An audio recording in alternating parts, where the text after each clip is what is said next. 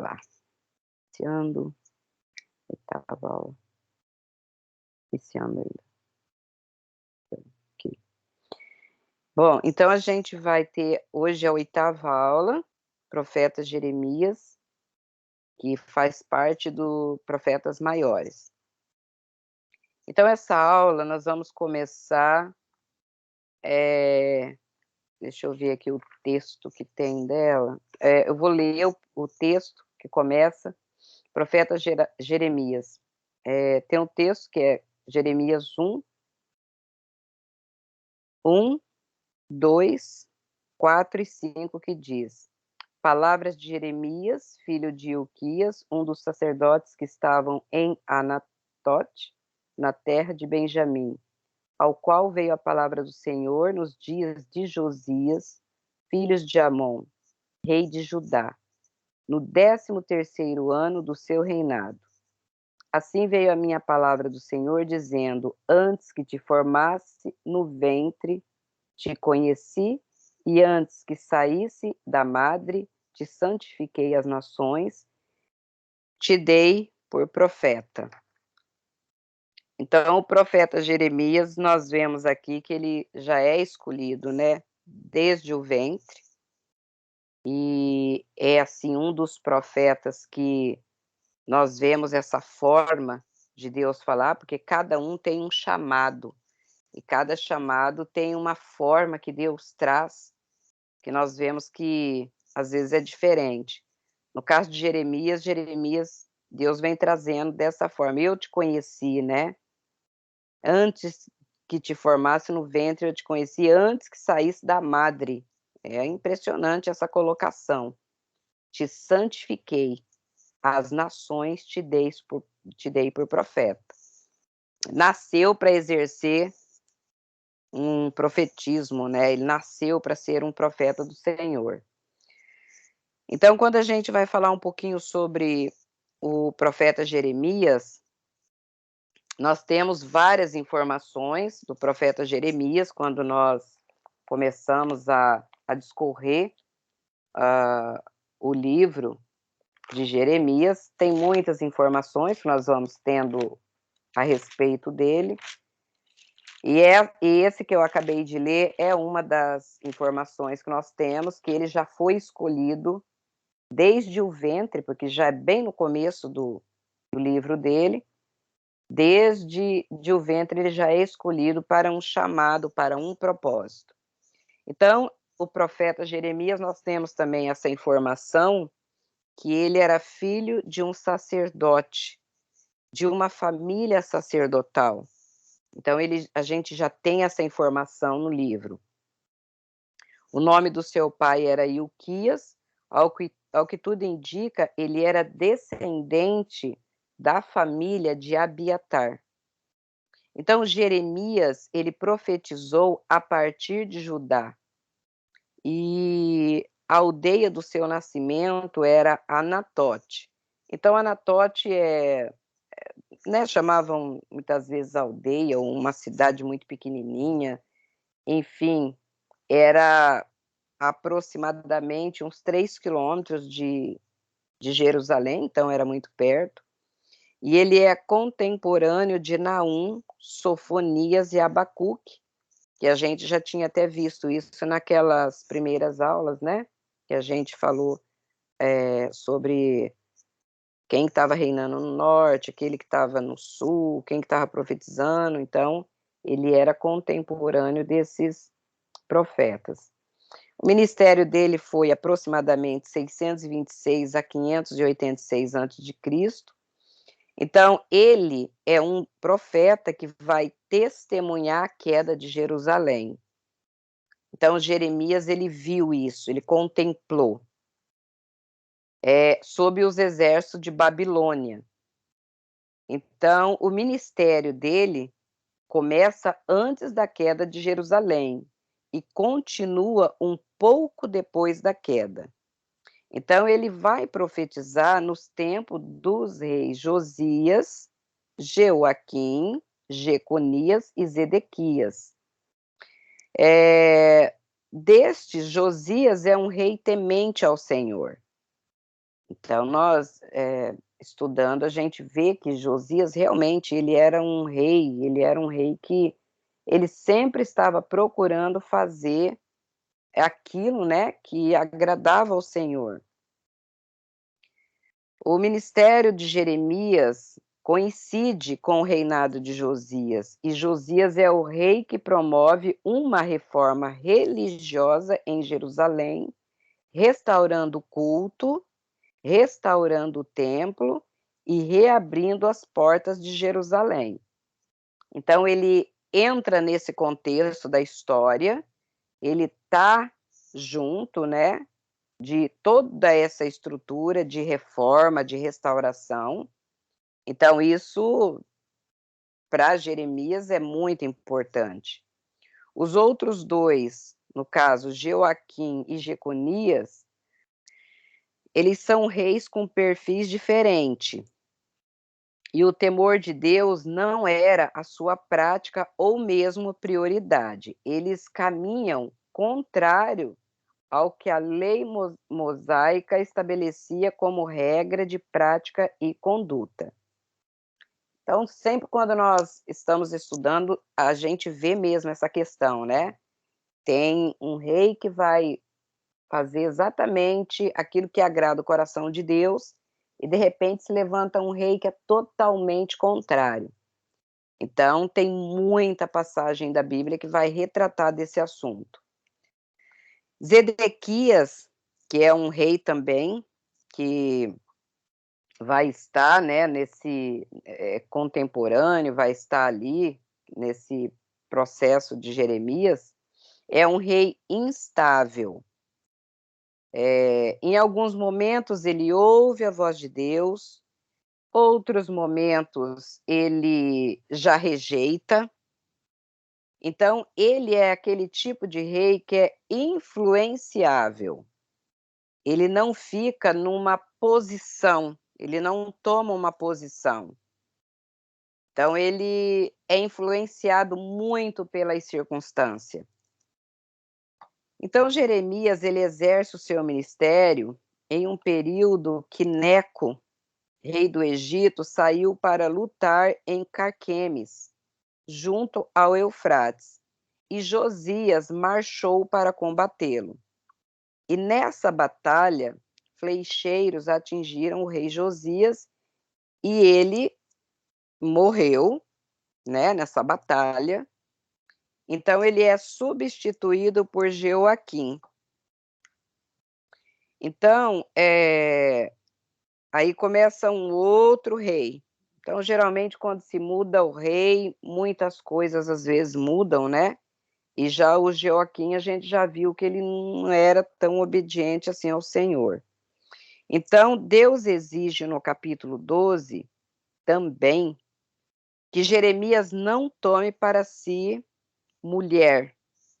Logo já no capítulo 12, a gente já começa a ver que Jeremias começa a receber algumas instruções, né? Ele já havia profetizado algumas coisas a respeito de algumas até invasões. Capítulo 4 fala invasão que vem do norte, né? Ele vai trazendo algumas profecias, mas aqui no capítulo, no 6 mesmo, já fala que Jerusalém é sitiada. Mas quando chega aqui no capítulo 12, vem já vem algumas coisas que o profeta deveria fazer. E uma delas é: não tome para si uma mulher. E ele também, claro, não iria ter filhos. Então, esse profeta, ele tem uma experiência diferente, no caso de Isaías, que foi o profeta que a gente estudou. É um pouquinho diferente, né? Então, aqui ele já não pode ter esse relacionamento. Então, essa experiência era para retratar Judá, né, de que a sua descendência iria para o cativeiro de Babilônia. É aquilo que a gente já falou em algumas aulas, né? O profeta, ele não só profetizava, como ele vivia aquela profecia em muitos casos. Então, todos eles tinham essas experiências, e no caso de Jeremias também.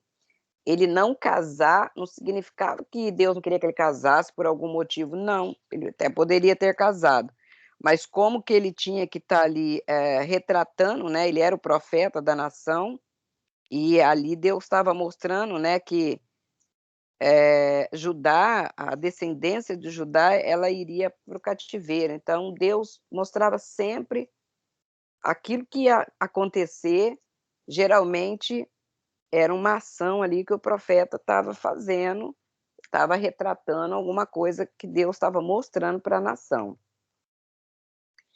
Então, embora essa mensagem, né, que Jeremias ele sempre trazia, mensagem de repreensão, confronto e crítica, né, à idolatria e também o comportamento do povo. Então, Jeremias ele falava contra tudo isso que estava acontecendo, e claro que quase todos os profetas, eles são levantados mesmo para repreender, para confronto, crítica, a idolatria da nação, comportamento do povo.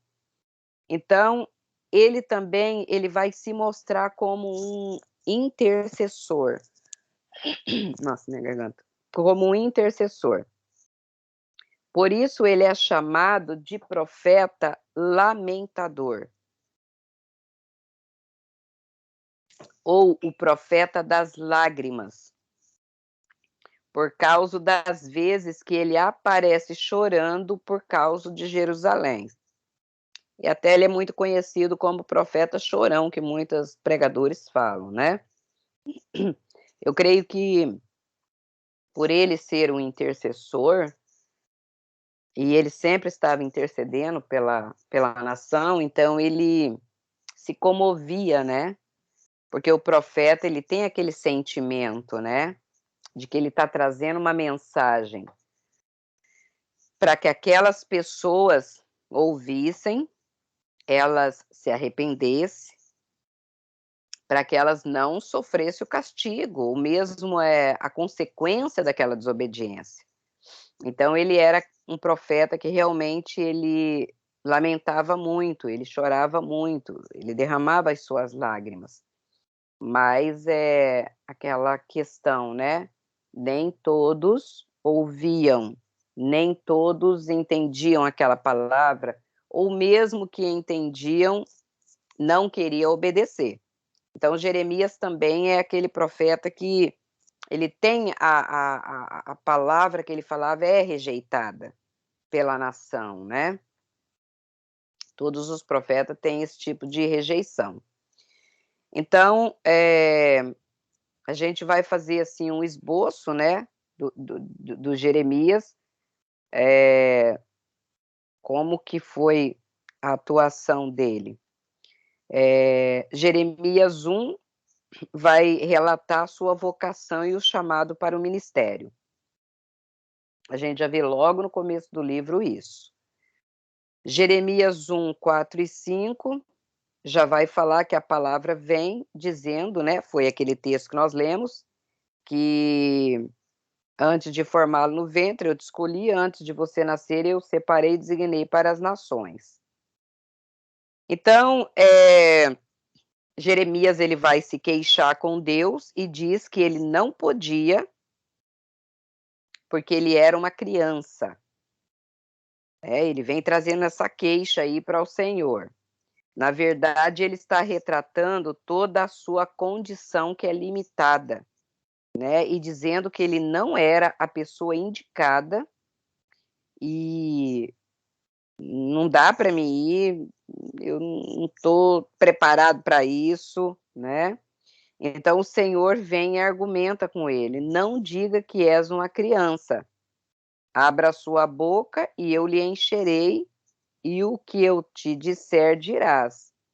Se disseres a algum ou a essa nação que ela cairá, a palavra da sua boca se cumprirá. Porque eu velo pela minha palavra para fazer a cumprir. Então, Deus explica para ele: você apenas vai abrir a tua boca, eu vou te encher, mas na verdade quem vai cumprir essa palavra que está sendo ordenada sou eu, porque eu é que cuido da minha palavra, eu velo a minha palavra, eu que faço cumprir aquilo que foi determinado. Então Deus traz essa palavra para ele, né, tirando um pouco essa questão aí do muitas vezes até de um pouco do medo, do receio de levar, porque Jeremias ia trazer uma palavra para o povo, assim, pesada, né, quanto a arrependimento, se eles não se arrependessem, eles iriam ser levados para o cativeiro. É uma palavra dura. Então ele sabe que uma palavra dura gera uma consequência, porque o povo se levanta, o povo não gosta. Então aí nós temos essa introdução, que é o primeiro, a primeira, né? Essa introdução da vocação dele. Depois nós temos o ponto 2, que vai falar do capítulo 2 ao 25. Então, aqui do 2 ao 25, ele vai trazer profecias contra Judá e seus líderes, tanto civis quanto religiosos. Então, ele vai trazer a palavra ali para todo o povo.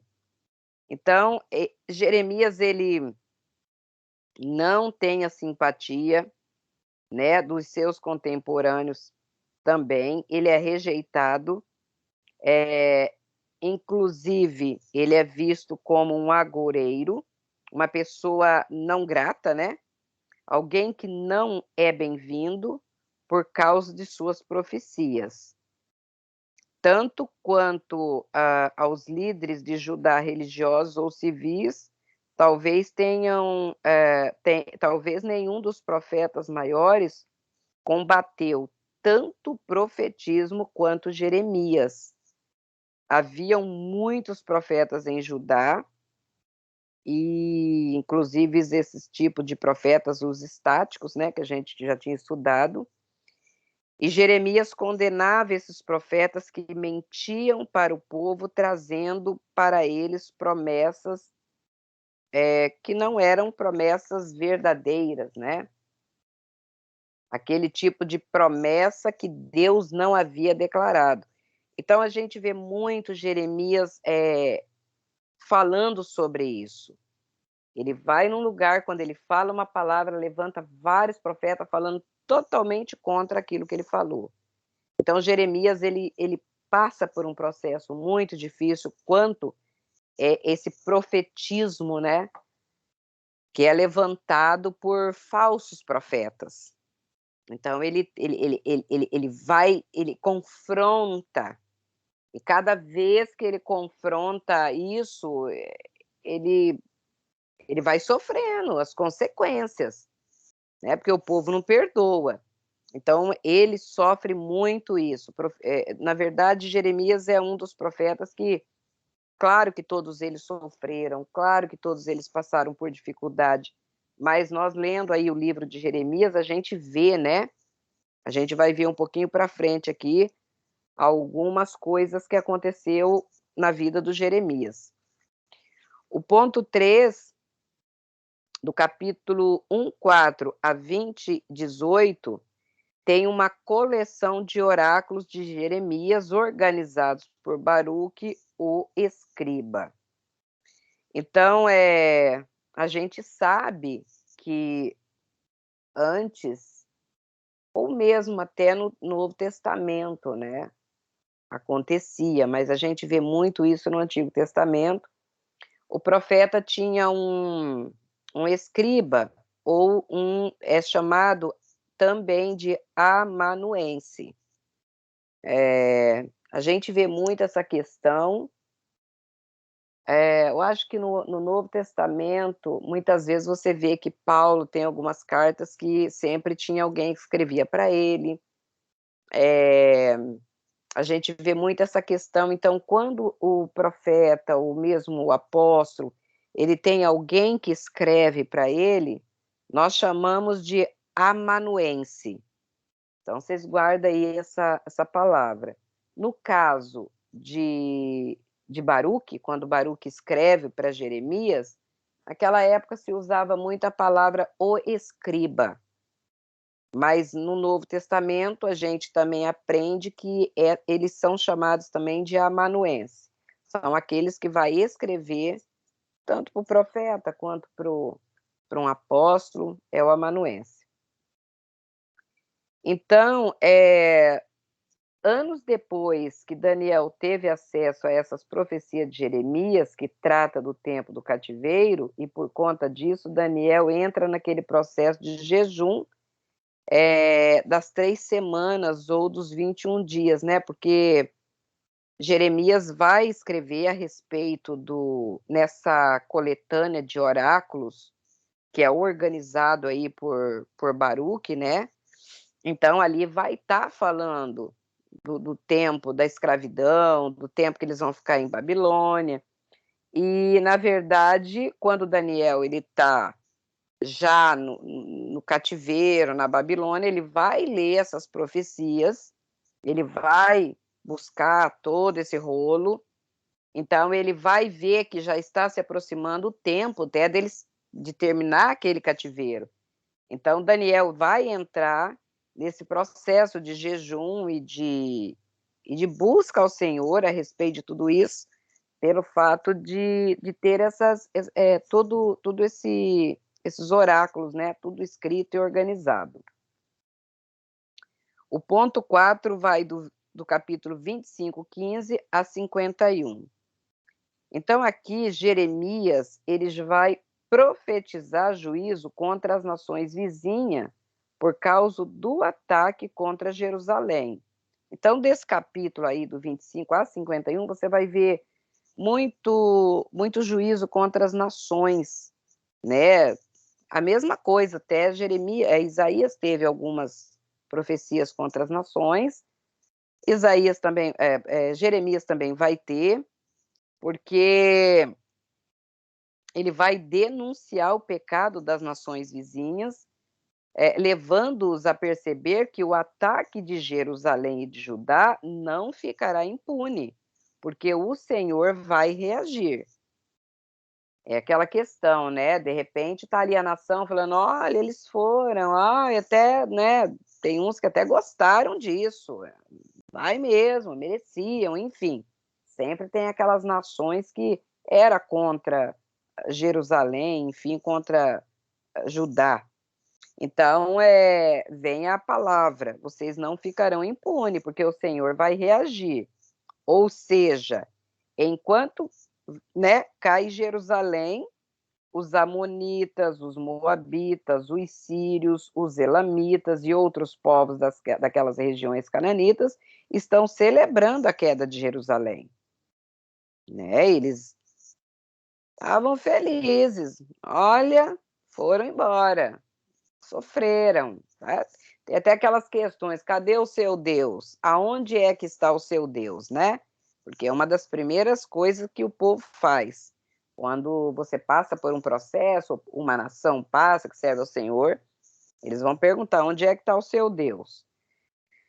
Mas Jeremias está, nesses capítulos, anunciando que eles também cairiam ao fio da espada, porque o Senhor decidiu agir com relação à região. Então, eles sofreriam também da mesma forma o castigo. Ia ser cobrado por aquilo que eles também estavam fazendo.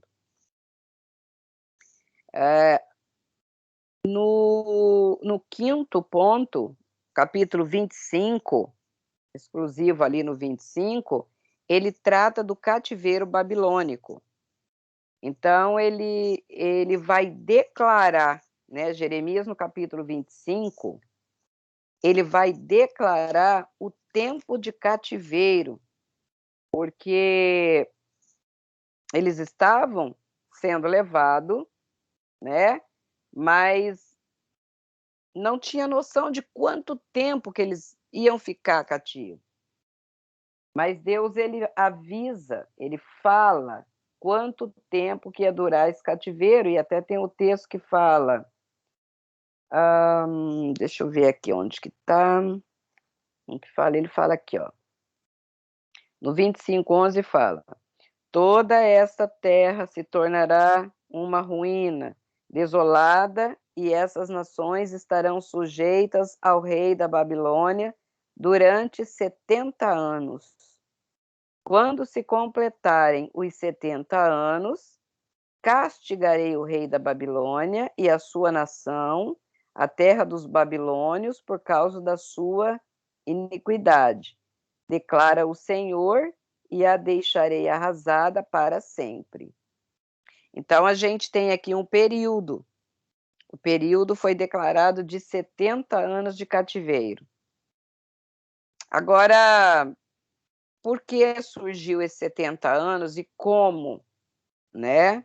Então, esse período de 70 anos se deve à quebra de um mandamento da lei, ou seja, Judá precisava, tanto Judá, né, Israel, enfim, precisava guardar o ano sabático.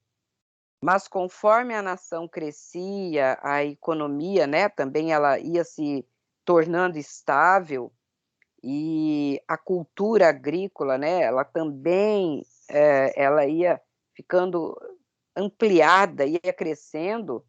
Então, Israel deixa de ser uma nação nômade, né? Ela deixou de ser nômade e ela se torna uma nação territorial. E então ali se organiza os governos, né? Ela já tem uma estrutura administrativa. Então, guardar o ano sabático deixou de ser interessante economicamente.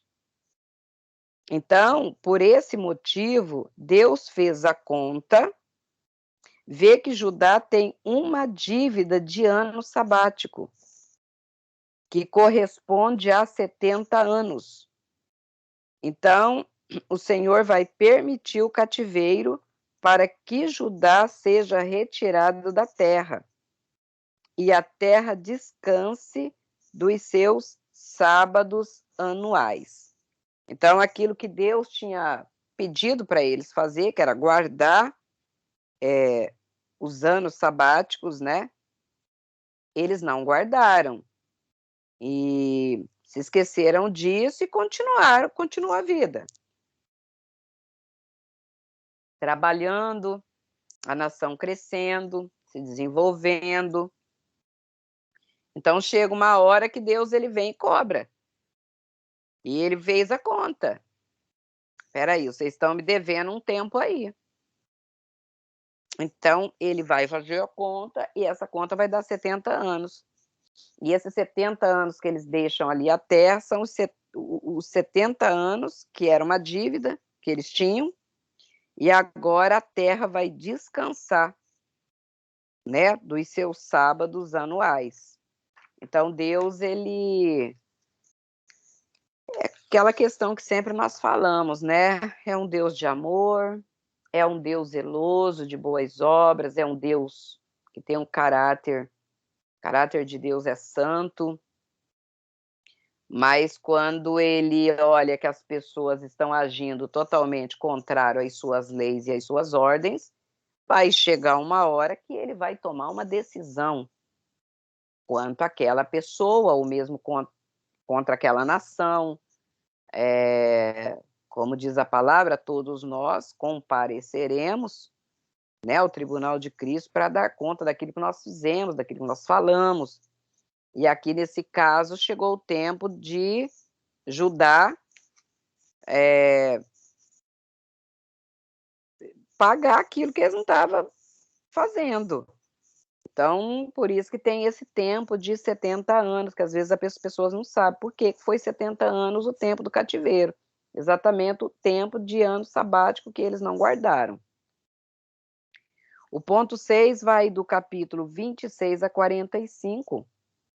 Então, aqui a gente vai ver uma série de episódios importantes na vida de Jeremias e a maneira como esses episódios se relacionam com Judá.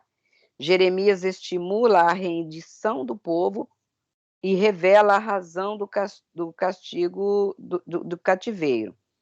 Deus, ele sempre, quando ele vai exercer algum juízo, ele vai exercer algo, ele manda o profeta. Ele manda um profeta avisar. Ele fala o motivo, o porquê.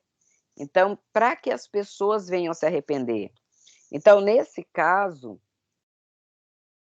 Jeremias vai fazer o quê? Ele vai estimular a rendição do povo. Olha, o bom é se render, porque era uma estratégia. Se rende, porque se render, não vai acontecer aquilo que o Senhor está falando, né? E ele vai revelar a razão do cativeiro, que é pelo fato deles não andarem segundo a lei de Deus, e resolveram andar segundo o seu próprio coração. E nós sabemos que quando Deus ele traz uma palavra, se a nação acata e ela se arrepende e ela pede perdão, então aquilo que o Senhor já estava determinando, o Senhor, ele não faz, por causa do arrependimento, assim como aconteceu com Nínive. Quando, né, Jonas chega lá pregando arrependimento, o que era o plano? Destruir. A cidade vai ser destruída. Mas quando vem uma palavra avisando, o povo se arrependeu de uma forma tão grande que Deus não destruiu Nínive. Então aqui Jeremias ele avisa, ele fala, ele dá o motivo porque eles vão ser levados, mas o que acontece aqui é que eles não se arrependem, eles não ouvem Jeremias e eles continuam fazendo a mesma coisa, não há mudança, né? Não há aquela metanoia, não há aquela transformação de coração. Então, não vão ouvir o profeta. O 7, né, o tópico 7 aqui fala assim, do capítulo 46 a 51. Aqui Jeremias profetiza a queda de Babilônia como punição de Deus pelo escravizamento de Judá. Então, a gente até olha para tudo isso que aconteceu com Jerusalém, enfim, com Judá. Deus ele levanta uma nação, né, que vem trazer juízo, e ao mesmo tempo ele já vai profetizar a queda daquela nação. E aqui, Babilônia, claro, nós sabemos que era um reino assim, meu Deus, super forte, um povo que estava em ascensão, enfim, eles estavam dominando. E quando a gente olha uma nação que ela está dominando as outras nações, é muito difícil, com os nossos olhos, a gente falar, pô, essa nação vai cair. É bem difícil, né? Porque ela está em ascensão, ela está crescendo. Mas Deus, ele vê além, porque ele tem, né? Ele é um Deus que ele controla todas as coisas. Então ele levanta uma outra nação para punir Babilônia pelos seus excessos com relação a Judá. Então nós vemos que Deus ele levanta uma nação para trazer o juízo e ao mesmo tempo ele levanta uma outra nação para poder punir aquela nação que trouxe o juízo para outra.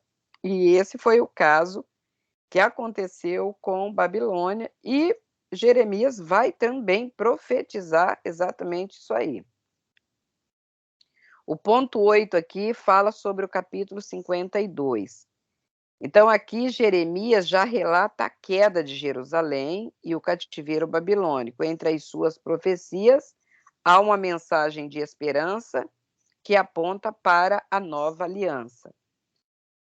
Sempre quando nós vemos os profetas, né, maiores, eles trazendo uma palavra de repreensão, de correção para uma nação, nós sabemos que sempre Deus também traz uma palavra de esperança.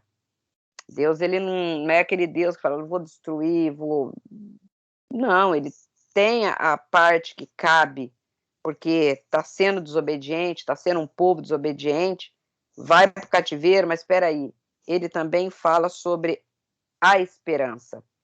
Então, ele vai retratar no capítulo 52 a queda de Jerusalém, o cativeiro, mas entre as suas profecias, há a mensagem de esperança. Ele vai trazer para ajudar a mensagem da nova aliança. Dentre os profetas maiores, nós vamos ver isso em Jeremias. Jeremias, ele fala dessa nova aliança. Ele é um profeta que ele vai falar, trazendo, né, oferecendo aos homens o perdão dos pecados. E é nessa mensagem de esperança que ele vai trazer aqui no 52, é que ele vai falar, ele vai declarar para o povo que de Judá haveria um tempo que o Senhor, ele vai levantar um renovo justo para a casa de Davi, né? E ele vai retratar isso mesmo, essa nova aliança no capítulo 31, né? No 52 ele fala a queda de Jerusalém, mas no 31 ele vai falar que existe uma nova aliança, existe um renovo, existe aqui uma promessa. Deus sempre tem promessas, né? E no 31 ele vai falar sobre isso, que estabelecerá essa nova aliança com o seu povo. E ele declara nessa aliança, né, que a palavra do Senhor não estará mais escrita em tábuas de pedra, mas no coração, né? E ele vai falar: eu vos tirarei o vosso coração de pedra e vos darei um coração de carne. Então, esse profeta Jeremias, ele traz essa palavra de uma restauração e de uma nova aliança, que é bem clara.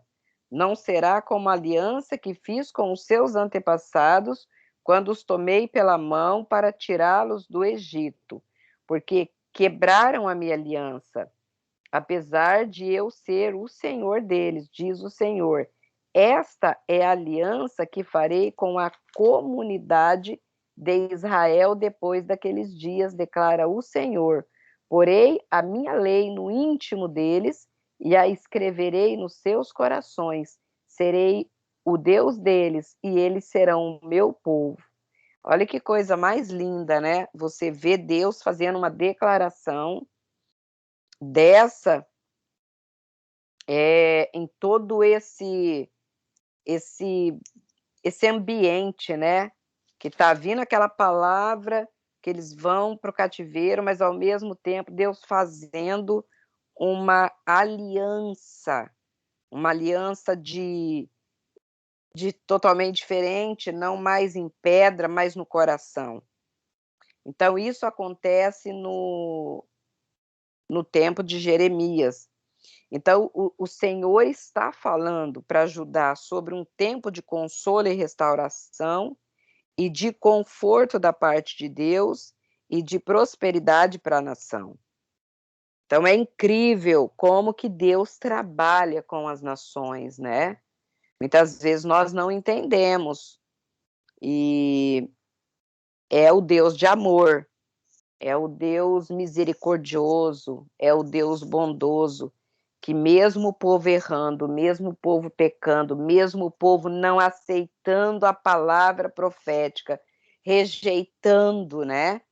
E ele trazendo aqui uma palavra de conforto, de esperança, de restauração, de uma nova aliança. Então, a gente vê dentro desses escritos a grandeza de Deus.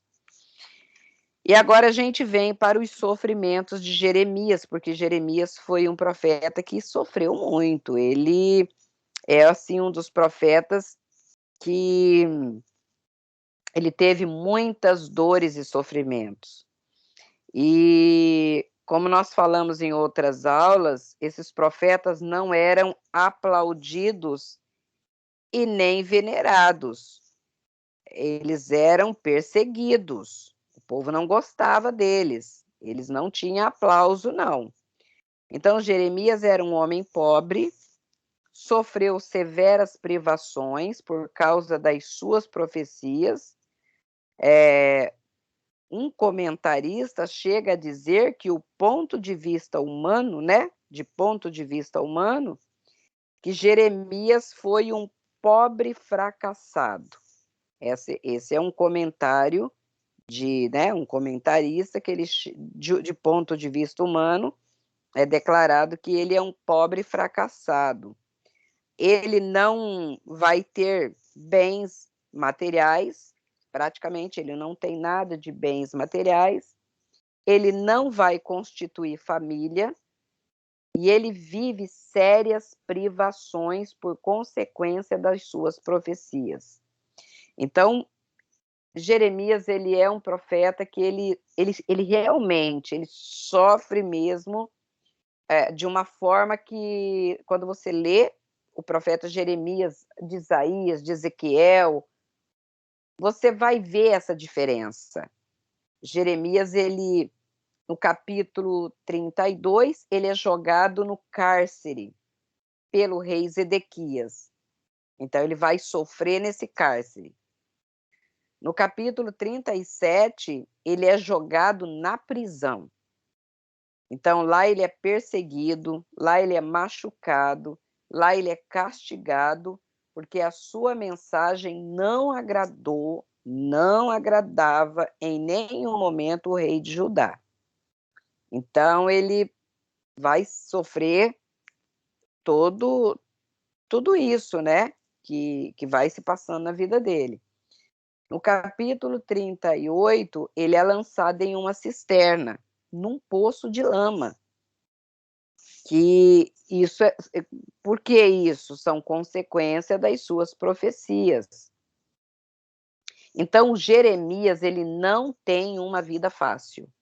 Ele tem uma vida bem diferente. Ele tem uma vida de cárcere, de prisão, de cisterna. Não é fácil o que Jeremias viveu. Tudo por quê? Porque ele paga, né? Ele tem um preço a pagar por aquela mensagem que é falada. Então, essa mensagem, ela é incompreendida pelas pessoas da sua geração. E no capítulo 11 de Jeremias, no versículo 19 a 21, tem assim um esboço do livro de Jeremias. Então, ali vai falar várias coisas sobre ele, e uma das coisas que fala é que ele é perseguido e rejeitado pelos seus vizinhos, que os expulsaram de Anatote, onde ele morava. E os moradores da sua cidade planejavam matar o Jeremias. Então, ele é avisado pelo Senhor. O Senhor diz a Jeremias que aqueles homens pretendiam tirar-lhes a vida, mas que eles sofreriam a punição pelo cativeiro. Então, ele sofre muita rejeição. Então, aqui a própria cidade, o próprio local onde que ele nasceu, tentam tirar a vida dele. No capítulo 12, 6, ele é rejeitado pela sua família. Chega a um nível que ninguém queria a sua presença. A família dele falava bem dele quando estava na frente dele, mas quando ele saía, eles falavam mal dele. Então, quando a família chega a falar mal, então a coisa está feia, né? Então, amigos, então, nem se conta. Então, essas profecias incomodavam muito o povo, incomodava até a família dele. E, inclusive, no capítulo 20, no versículo 10, vai ter um texto que fala: ouço muitos comentando, terror por todos os lados, denunciem-no, vamos denunciá-lo. Todos os meus amigos estão esperando que eu tropece e dizem: talvez ele se deixe enganar, então nós o venceremos e nos vingaremos dele.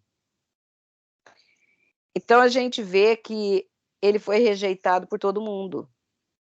não tinha praticamente ninguém a favor de Jeremias. A cidade, a família, os amigos. Imagina a vida desse profeta, foi uma vida de solidão, porque a partir do momento que você não tem nem a tua família do teu lado, você não tem ninguém. Então, Jeremias, ele sofre tudo isso aí.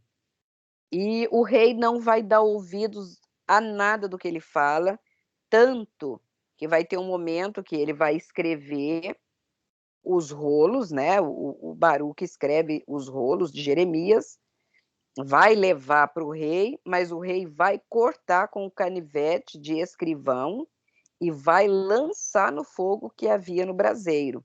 Isso está registrado em Jeremias 36, 23 a 26.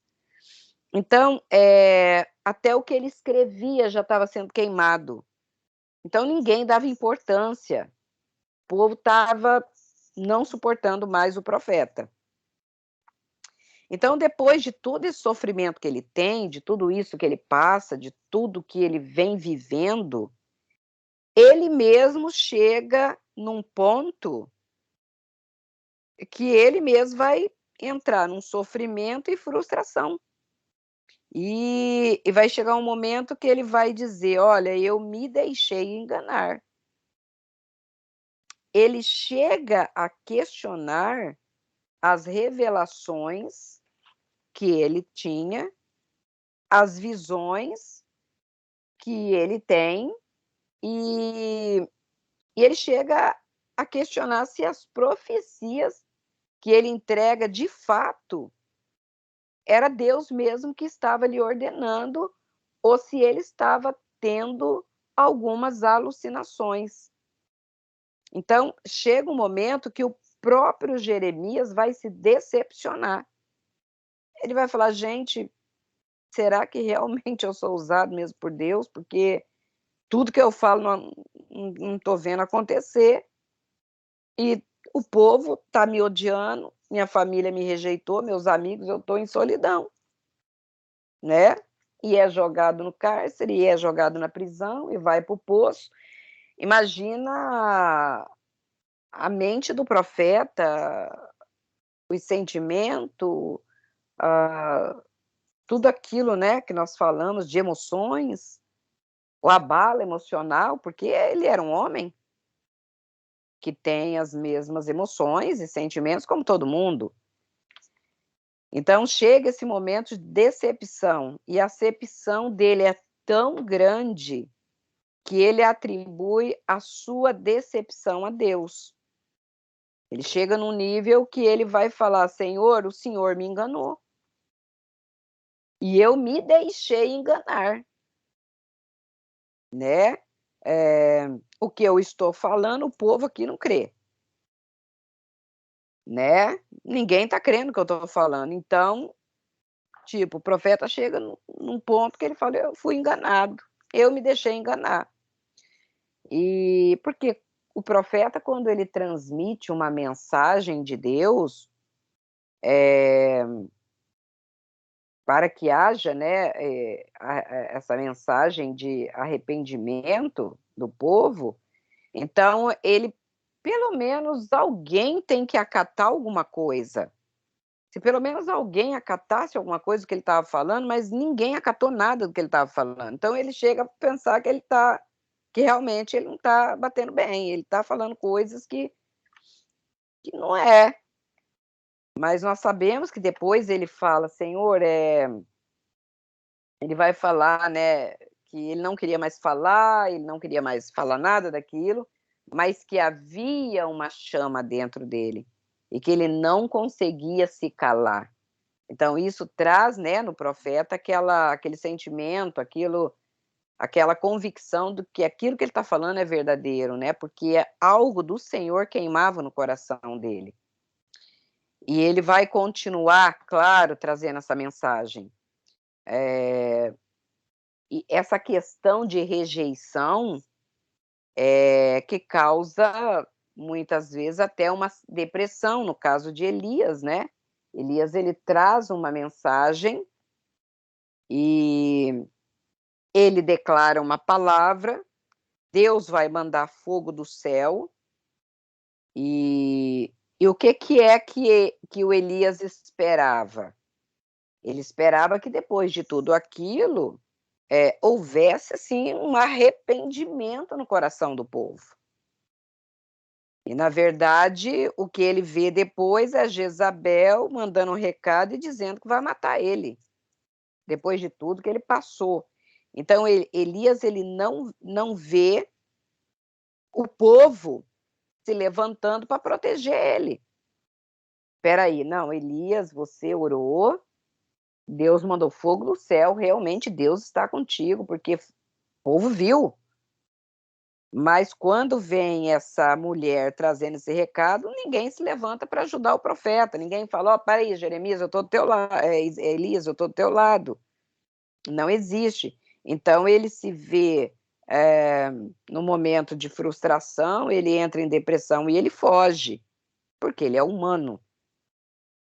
Então Jeremias ele também tem essa frustração, porque ele estava entregando a palavra do Senhor e ele estava sendo rejeitado por todos, inclusive a sua família. Então esse é o sofrimento do profeta. E, claro, sofreu muito. No caso dos lugares chaves que nós vamos ver no livro de Jeremias, a gente vai ver Anatote, que é a cidade de nascimento dele, Jerusalém, Ramá e o Egito. Então, esses são lugares-chave do livro de Jeremias. Tem alguns pontos de destaque, né, que nós vamos falar. Pontos de destaque do livro de Jeremias. Bom, Jeremias foi autor de 2 dos 5 livros da seção de profetas maiores do Antigo Testamento. Inclusive, vai ser Lamentações de Jeremias, vai ser o próximo que nós vamos também fazer uma abordagem sobre ele. Então, ele escreve Jeremias e Lamentações de Jeremias. Seu ministério profético aconteceu durante o reinado dos 5 últimos reis de Judá. Então, ele pega um período, né? Parece que foi de aproximadamente 40 anos que ele profetizou. Então, ele tem aí um período de profecia onde ele vai pegar os reis de Josias, Jeoacás, Joaquim e Zedequias. Esses são os reis que ele teve aí, pegou esses últimos 5 reis. Ele foi um incentivador da grande reforma espiritual ocorrida nos dias do rei Josias, porque quando ele começa, Josias está trazendo toda aquela reforma que nós já falamos. Ele agiu como fiel mensageiro de Deus, apesar de todas as suas circunstâncias. Apesar de tudo que ele sofreu, apesar de tudo que ele viveu, ele não desistiu. Apesar dele ter falado que naquele momento, né, aquele ápice que muitos de nós até temos, quando a gente fala, meu Deus, eu não estou suportando, tudo que eu estou fazendo parece que está dando em nada. Então, a gente às vezes fala algumas coisas, como o profeta aqui falou, mas ele vai agir como esse fiel mensageiro, porque realmente ele fica até o fim, né? Jeremias, ele prossegue, mesmo depois de o povo ser levado cativo, ele continua ali na cidade. Sua tristeza pela queda de Judá rendeu-lhe o título de profeta lamentador. Então, foi por causa disso que é lamentador, profeta das lágrimas, muitos chamam de profeta chorão. E apesar dessas suas lágrimas, né, apesar dele ser ali um intercessor e dele chorar, o Senhor tem um momento que vai rejeitar a intercessão de Jeremias por Judá. E lá no 11, capítulo 11, 14, a gente vai ver que Deus vai pedir para Jeremias não ore mais em favor deste povo, nem ofereça súplica ou petição alguma por eles, porque eu não ouvirei quando clamarem a mim, na hora da desgraça. Então, ele vai ouvir quando Deus vai falar, Jeremias, não interceda mais por esse povo, porque eu não vou ouvir mais eu não vou ouvir eles. E não, então, para a sua intercessão. Então, no 7,16, a mesma coisa. Ele vai falar, e você, Jeremias? Não ore por este povo, nem faça súplicas ou pedido em favor dele, nem interceda por ele junto a mim, pois eu não o ouvirei. Não vê o que estão fazendo nas cidades de Judá e nas ruas de Jerusalém? Né? Então, eles estavam adorando outros deuses, eles estavam buscando em outros deuses. E Deus estava vendo aqui. Então, Deus chega no momento que ele fala, pode parar de clamar por eles, porque eu não vou ouvir. Então, Jeremias tem aí até a sua intercessão rejeitada. Então, ele tinha essa questão, né, da tristeza, ele passa por esse processo. Mas mesmo apesar das suas fortes orações, né, apesar dele interceder, apesar dele estar ali diante do Senhor como intercessor, Deus, ele vai sim castigar a nação de Judá com o cativeiro babilônico. Ele vai levar o povo cativo, ele vai deixar o povo ali por 70 anos, independente até dessa oração, ou mesmo de intercessão, porque o povo não se arrependeu. Se tivesse arrependido, com certeza Deus mudaria. Mas aqui não há arrependimento.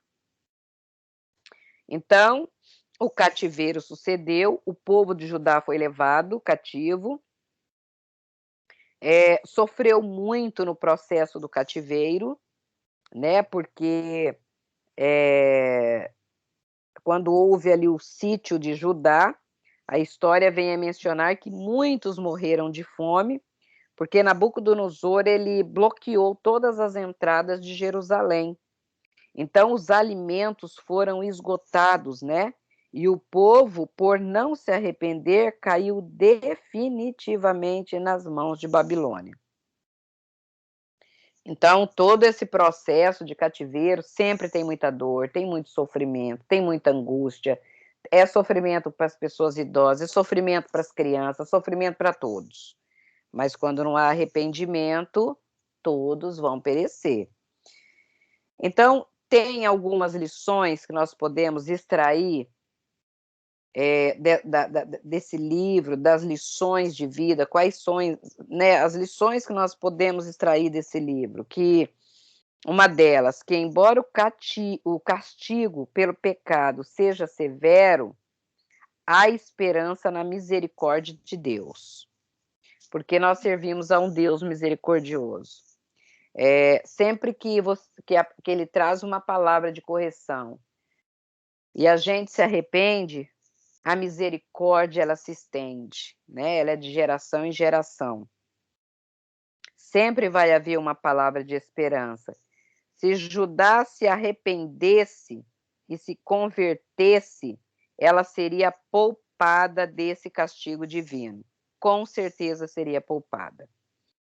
Então, nos nossos dias, a mensagem de arrependimento, a mesma coisa que aconteceu no passado, ela não soa muito bem nos ouvidos, né? Daqueles que querem a salvação, eles até querem a salvação, mas não querem mudança de vida. Muitas pessoas, quando você traz a mensagem de arrependimento, algumas rejeitam, falam, não quero, não aceito para minha vida, amém. Mas tem umas que eles até aceitam, mas é aquela questão, eu só quero a salvação. Mas a mudança de vida mesmo, eles não querem. Eles querem um Deus que aceita eles do jeito que eles são, do jeito que eles vivem e do jeito que eles querem. E quando Deus traz uma correção falando que essa vida que eles vivem não agrada o Senhor, tem uns que até rejeita, né? Então é muito difícil agradar o povo. O povo quer ser agradado, mas da forma que eles gostam, não da forma que o Senhor deseja. Então, Deus não aceita uma adoração vazia que não seja sincera. Ele não vai aceitar. Esquece, porque Deus não aceita. Nos dias de Jeremias havia cultos, né? Tinha os profetas, mas a religião do povo era pura religiosidade. Ou igual existe hoje em dia. Tem muita gente que está indo na igreja, tem o culto, tem o profeta, tem palavra profética, tem palavra de Deus, tem louvor, tem tudo. Mas tem gente que está ali que é só religioso. Ele está indo ali, mas saiu dali, ele tem a vida dele normal, ele faz o que ele quer, ele faz o que ele entende, e ele não está nem aí. E Deus, ele vai falar, né? Não são os vossos cultos e nem as suas práticas religiosas que os livrará do castigo, mas o arrependimento. Então, Deus, ele traz essa palavra para o povo. Não adianta vocês ter esses cultos, não adianta vocês ter prática religiosa, porque isso aí não livra vocês do cativeiro.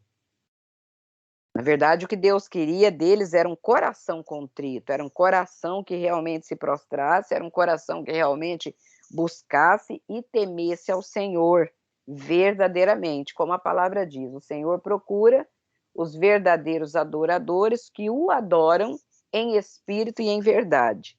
E isso o Senhor não encontrou, né, nem no Reino do Norte e nem no Reino do Sul, né? Todos ali foram todos levados cativos.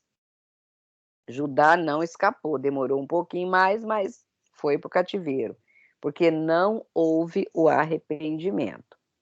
Claro que depois eles voltaram, né? Depois de 70 anos, houve, né, o retorno, nem todos retornaram, alguns não retornaram, porque já estavam estabelecidos, já tinham, né, Babilônia não é aquele tipo de nação que não deixou, botou o povo como só escravo, né? A Bíblia até fala, acho que Jeremias fala que ali eles poderiam construir, ali eles poderiam construir suas famílias, ali eles poderiam fazer tudo, porque eles não iam ficar ali 1 ano, 2 anos, mas 70 anos.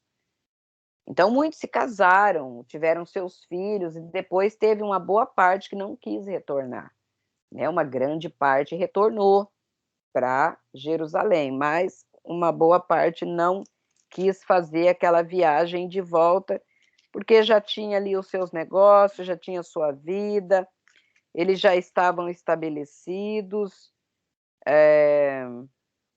então eles não voltaram, não. Já aproveitou e ficou por ali mesmo. Mas é isso, o livro, na verdade, de Jeremias, todo esse esboço, é um esboço que, né, você pode estudar mais, você pode buscar, com certeza, tem muito mais, se você for estudar bastante o livro, mas como a gente está fazendo somente um esboço mesmo, então é isso, nós ficamos por aqui. E a próxima aula nós vamos falar um pouquinho sobre Lamentações de Jeremias, ok?